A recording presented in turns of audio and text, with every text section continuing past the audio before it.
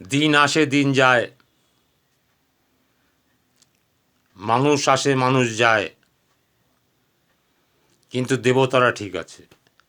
সেই সময়কার কৃষ্ণ এখনও সেই কৃষ্ণই আছে, সেই সময়কার রাধা এখনও সেই রাধাই আছে। মানুষ পরিবর্তনশীল, ঈশ্বর এক এবং অদ্বিতীয়। মানুষ জন্মালে মৃত্যু আছে,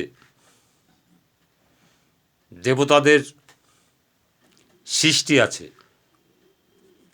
দেবতারা সৃষ্টি করে চলছে।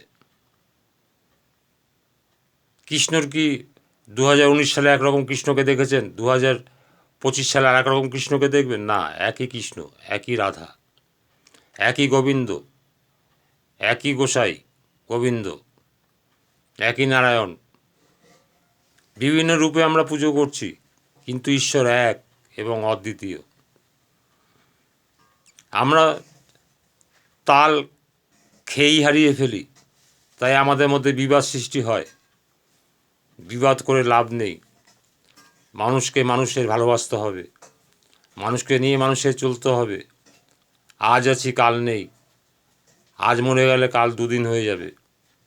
তাই মানুষকে ভালোবেসে, মানুষকে সঙ্গে নিয়ে, মানুষের আনন্দ নিয়ে, মানুষকে আনন্দ দিয়ে আমাকে বাঁচতে হবে এবং আমার জীবিকা নির্বাহ করতে হবে। মানুষ বেঁচে থাকাটাই অবাস্তব, আর মানুষের মৃত্যুটাই বাস্তব। বেঁচে আছে কত শোনা যায়, এই কালকে দেখলাম ছেলেটাকে ভালো, আজকে মারা গেল। কালকেও না পরশুদিনও দেখলাম সেই ছেলেটা হেঁটে যাচ্ছে, সাইকেল নিয়ে যাচ্ছে, বাইক চালিয়ে যাচ্ছে, আজকে অ্যাক্সিডেন্ট করে মারা গেল।